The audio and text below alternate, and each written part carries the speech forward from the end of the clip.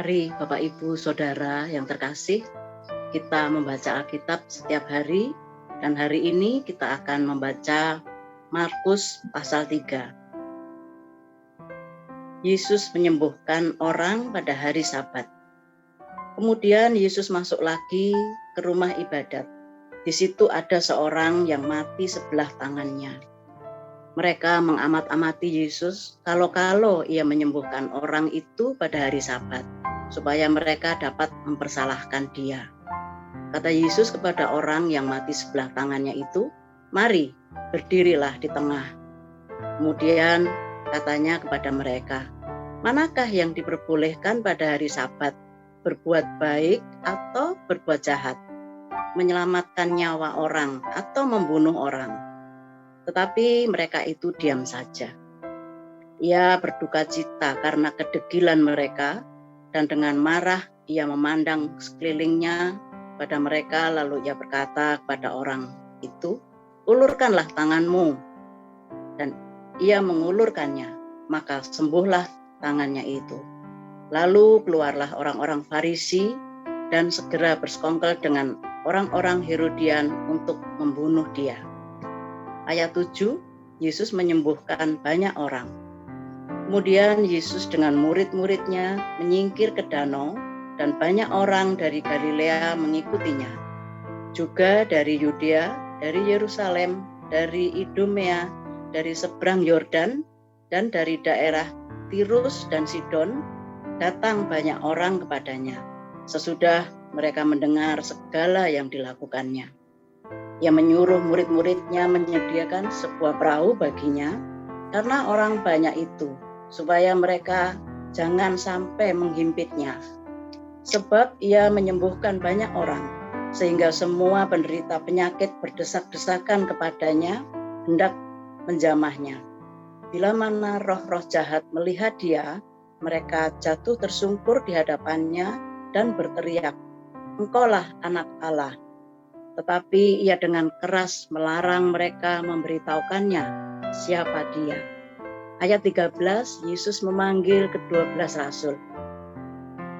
Kemudian naiklah Yesus ke atas bukit. Ia memanggil orang-orang yang dikehendakinya, dan mereka pun datang kepadanya. Ia menetapkan 12 orang untuk menyertai dia dan untuk diutus untuk memberitakan Injil, dan diberinya kuasa untuk mengusir setan. Ke-12 orang yang ditetapkannya itu ialah Simon yang diberinya nama Petrus, Yakobus anak Zebedius, dan Yohanes saudara Yakobus, yang keduanya diberi nama Boanerges, yang berarti anak-anak guru.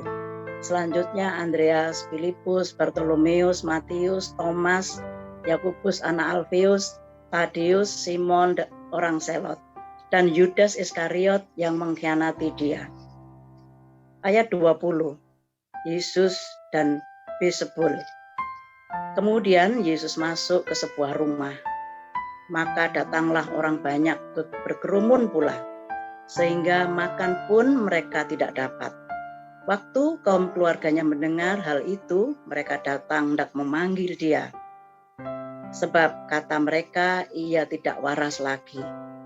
Dan ahli-ahli Taurat yang datang dari Yerusalem berkata, ia kerasukan Beelzebul, dan dengan penghulu setan ia mengusir setan. Yesus memanggil mereka, lalu berkata kepada mereka dalam perumpamaan, bagaimana iblis dapat mengusir iblis? Kalau suatu kerajaan terpecah-pecah, kerajaan itu tidak dapat bertahan. Dan jika sebuah rumah tangga terpecah-pecah, rumah tangga itu tidak dapat bertahan. Demikianlah juga kalau iblis berontak melawan dirinya sendiri, dan kalau ia terbagi-bagi, ia tidak dapat bertahan, melainkan sudahlah tidak tiba kesudahannya. Tetapi tidak seorang pun dapat memasuki rumah seorang yang kuat untuk merampas harta bendanya, apabila tidak diikatnya dahulu orang kuat itu. Sesudah itu barulah dapat ia merampok rumah itu.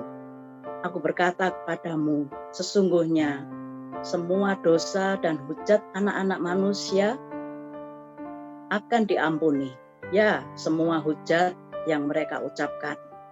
Tetapi apabila seorang menghujat Roh Kudus, ia tidak mendapat ampun selama-lamanya, melainkan bersalah karena berbuat dosa kekal. Ia berkata demikian karena mereka katakan bahwa ia kerasukan roh jahat. Ayat 31, Yesus dan sanak saudaranya. Lalu datanglah ibu dan saudara-saudara Yesus. Sementara mereka berdiri di luar, mereka menyuruh orang memanggil dia. Ada orang banyak duduk mengelilingi dia. Mereka berkata kepadanya, "Lihat, ibu dan saudara-saudaramu ada di luar dan berusaha menemui engkau." Jawab Yesus kepada mereka, "Siapa ibuku dan siapa saudara-saudaraku?" Ia melihat kepada orang-orang yang duduk di sekelilingnya dan berkata, "Ini ibuku dan saudara-saudaraku. Barang siapa melakukan kehendak Allah, dialah saudaraku laki-laki, dialah saudaraku perempuan, dan dialah ibuku." Demikian bacaan firman Tuhan dari Markus pasal 3. Terima kasih Bu Legiman, Bapak Ibu. Ini kita sekaligus akan mencoba untuk memahami Markus 3 ini. Alkipedia dari sabda.org. Saya akan bacakan ringkasan mengenai Markus 3 ini. Markus 3 ini menjelaskan singkat tentang para rasul yang dipilih. Kemudian isi pasalnya adalah Yesus menyembuhkan orang mati sebelah tangannya di hari Sabat. Kemudian banyak orang disembuhkan. Kemudian 12 murid dipilih dan dosa yang tidak bisa diampuni. Secara garis besarnya, ayat 1, Kristus menyembuhkan orang yang mati sebelah tangannya. Kemudian ayat 10, dan banyak penyakit lainnya yang disembuhkan. Ayat yang ke-11 adalah menegur roh-roh jahat. Ayat yang ke-13 adalah memilih 12 muridnya. Ayat yang ke-22 menjelaskan fitnah tentang pengusiran setan dengan kuasa Beelzebul. Dan ayat yang ke-31, Tuhan Yesus memberitakan siapa itu saudaranya, saudarinya, dan ibunya. Judul perikop di Markus 3 ini ada Yesus menyembuhkan orang pada hari Sabat, ayat 1-6. Kemudian Yesus menyembuhkan banyak orang, ayat 7-12. Dan Yesus memanggil ke-12 murid di ayat 13 sampai dengan 19. Kemudian Yesus dan Beelzebul pada ayat 20-30. Dan ayat 31-35 adalah Yesus dan sanak saudaranya. Tokoh-tokoh yang ada di Mazmur 3 ini ada Yesus, Roh Kudus, setan, murid-murid, orang yang mati sebelah tangannya, Maria, dan saudara Yesus. Nama dan tempat kalau tadi kita sempat perhatikan, yaitu ada Alfeus, ada Andreas, Bartolomeus, Beelzebul, Boanerges, Farisi, Filipus, Galilea, Herodian, Iblis, Idumea, Injil, Iskariot, Matius, Petrus, Roh Kudus, Sabat, Sidon, Simon, Tadeus, Taurus, Tirus, Thomas, Yakobus, Yohanes, Yordan, Yudas, Yudea, Zebedeot, dan Selot. Kesimpulannya adalah orang-orang yang terikat oleh penyakit dan roh jahat adalah sasaran spesial perhatian Yesus dan mendapatkan pembebasan dan sepenuhnya di dalam Dia. Yang mereka lakukan hanyalah merentangkan tangan iman ke arahnya. Mereka yang benar-benar keras kepala dalam keyakinan mereka, yang menentang kuasa Kristus dengan berusaha untuk menghilangkannya, dengan memberi penjelasan atau mengkaitkannya dengan iblis. Mereka semua itu berdosa menentang pemulihan mereka yang terakhir. Faktanya adalah mengaitkan dengan iblis perbuatan yang dilakukan oleh Kristus dengan kuasa Roh Kudus berarti menghujat Roh Kudus.